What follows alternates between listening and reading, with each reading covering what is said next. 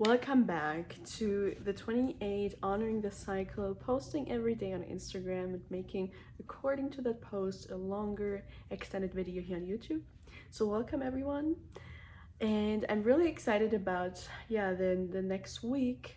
It's the next week of honoring, of facts about the cycle, and this week is talking about femininity, about like cyclical being, and it's day 15 from 28, so we're kind of halfway through.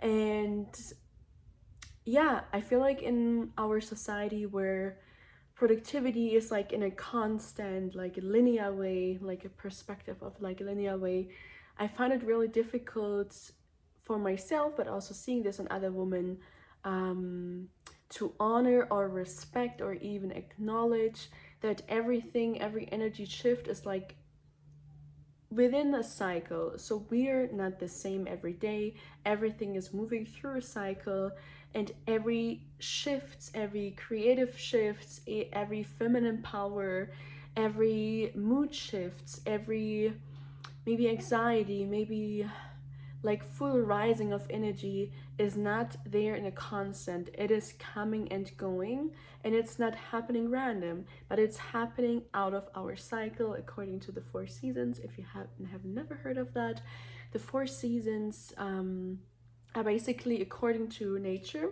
We women have the inner 4 seasons within our cycle, meaning the menstruation is the period, it's the inner winter, then moving into the inner spring is the pre-ovulation time, the inner summer is the ovulation, and the inner autumn is the pre-menstruum, so the time before the period.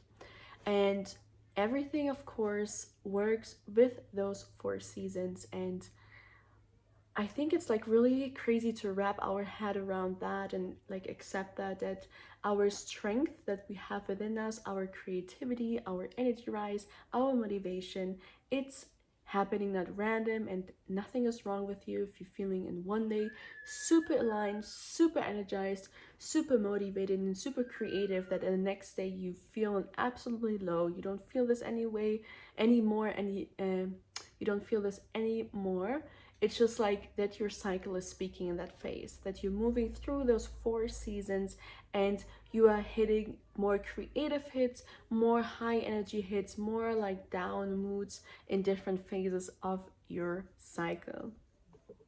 And you can expect that whenever you're like more in transition of these 4 phases, you're moving through like more or less creativity, more or less energy, more or less anxiety and fears here.